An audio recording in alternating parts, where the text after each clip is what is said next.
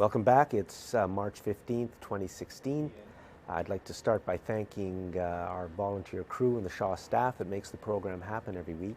Our guest in this segment is Dr. Peter Carter. We're going to be talking about climate change. So Peter, take it away. Hi Jack, thank you. Thank you for inviting me here. So in actual fact, many people may know that just over the past month, there's been a lot of action on climate change, including action in Canada. So we've had the Vancouver Agreement last week or something, and that was the big meeting with big expectations. That was the Prime Minister and the between premiers? Our new Prime Minister, Justin Trudeau, and all the provincial premiers.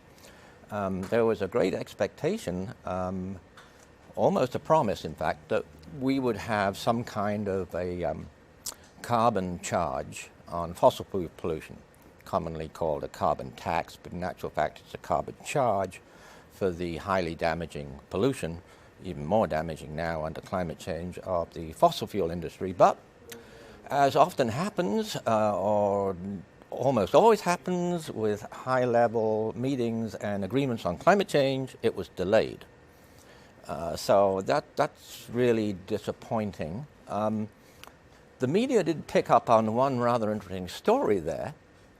One good thing was that they invited a chief of the First Nations people, a chief from the Chasleta Nation actually, who are suffering from the tar sands because they live downstream from the tar sands industry. And but the thing that caught the media quite reasonably was that he stormed out of the meeting. Now, that really is unusual. First Nations leaders do not storm out of meetings. That really is not their way. Why? And, well, he said it was very clear that nothing was going to happen. They were just going around in circles, and in particular, from his point of view, he said there was no thought or sense of protecting Mother Earth. Now, right now, with climate disruption, surface heating, ocean acidification, right now he's got one heck of a point, because Mother Earth is in very bad shape. And with rapidly increasing fossil fuel pollution, it's getting worse. So I would more than sympathize with him. I'd have to agree with him. I think he did the right thing. And clearly he did the right thing because nothing came out of the meeting. Yeah, and I have the feeling that, you know, when Trudeau was first elected, there was a lot of hope.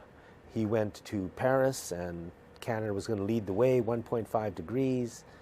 But my impression over the last few months is that actually nothing is happening. Certainly no concrete steps that I can see are being taken by the federal government or the provincial government here to do anything to deal with climate change at all. Yep, undoubtedly true. It's a matter of life and death. You know, it's a matter of our future, you know, like our whole future of humanity, and also most of life. I mean, we have unprecedented levels of global temperature. The other two big stories on climate change was that in just the past year, the global surface temperature has jumped up more than it's ever jumped up before. In 1 month, you mean? Or in 1 year. Yeah. In 1 year. And the other thing which took the scientists completely by surprise was that the atmospheric carbon dioxide, which of course is the primary cause of heating and climate disruption, as well as the only cause of ocean acidification, that shot up in the past year. And a lot of the, I mean, that climate scientists are overly conservative, let's put it like that, but they have really voiced alarm on this one. It's bad news, and so we have to have some real action, and the action is obvious. It's been obvious for decades. It's economic action. You've got to pull the fossil fuel subsidies, right? It's absolutely ridiculous, fossil fuel industry still having huge subsidies when fossil fuel atmospheric pollution is basically killing the planet and wrecking our future. Yeah, and I think you said it was in Canada, $34 billion. Yeah. Canada alone, I just checked the figures recently, and I was again shocked. Last time I checked them, I was sort of shocked how big they are. It's $34 billion a year. That's a huge amount of money. That's a massive amount of money. So worldwide, it's over $5 trillion a year. Now, these numbers come out of the International Monetary Fund that have been doing really excellent work, the best work of anybody, for about 8 years now on the fossil fuel subsidy thing, and calling for them to be terminated. However, the G8 have been promising that they're going to be terminated for 10 years now, and we still have them. And they're still sky high.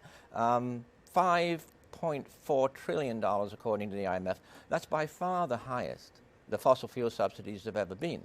So the governments are taking our money to put a knife in our back, basically, and pay for our own funeral. You know, I mean, it's completely insane. Absolutely insane. The other thing, which of course everybody knows by now, really everybody knows, some people tend to forget about the subsidies, you know, but they're getting good publicity by the IMF and the World Bank and the International Energy Agency as well. But the thing that I think everybody knows is you've got to price carbon.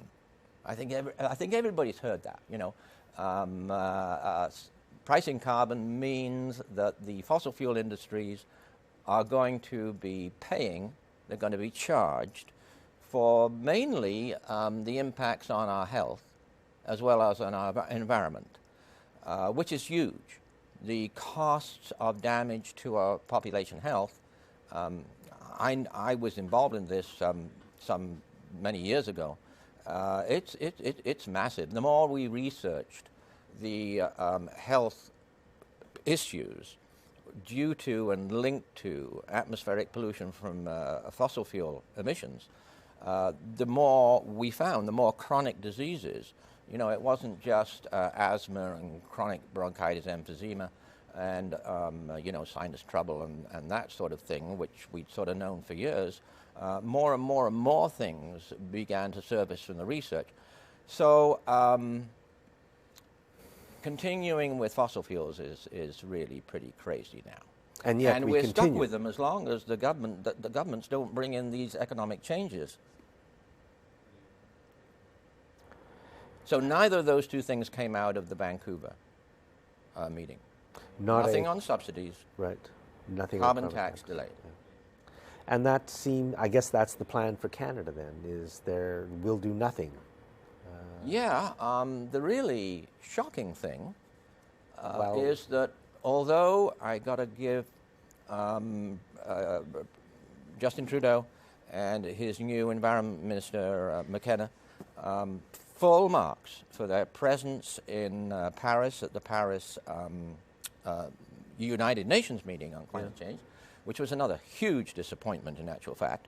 But I got to give them full marks for supporting, in actual fact, the majority of the nations under the UN Climate Convention negotiations, a majority of them, it's slim, but it is a majority, they have been asking for many years now for under 1.5 degrees C.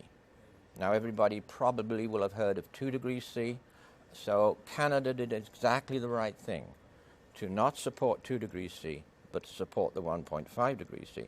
But since then, as we've been discussing, nothing has happened in order to do that. So in other words, the 1.5 degrees centigrade, and remember, 2 degrees centigrade temperature rise means essentially the end of our civilization as we know it, for sure. It does. And, it does. And we're on track for a lot more than 2.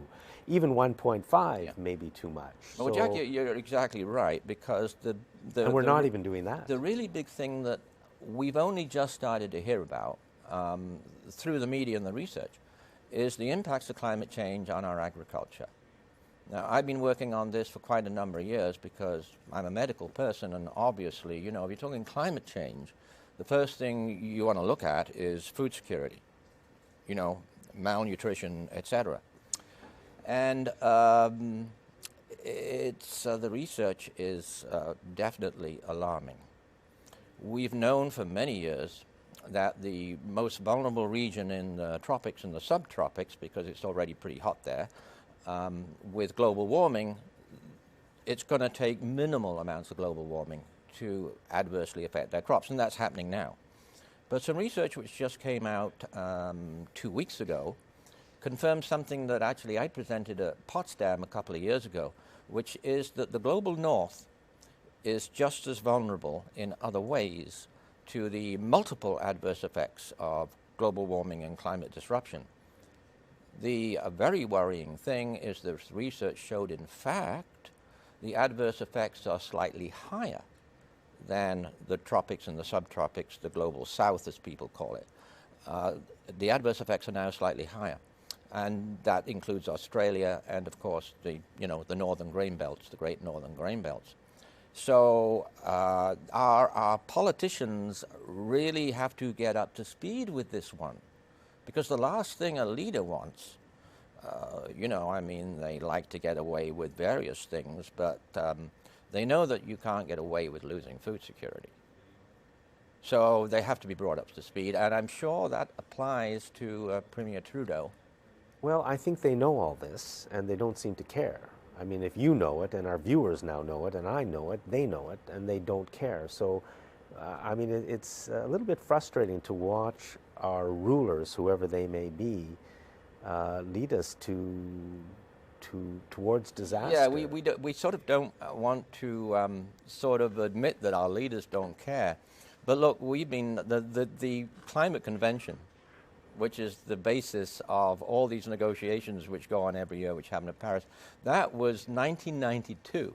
It was ratified by all nations in 1993. It's a very strong convention. So from 1993 to 2015, nothing's happened except emissions have accelerated. That's the only thing that's happened. So you're right, you gotta think they don't care. Peter, we move on towards disaster. I hope everybody at least can drive less. Thank you very much for watching this segment of Citizens Voice.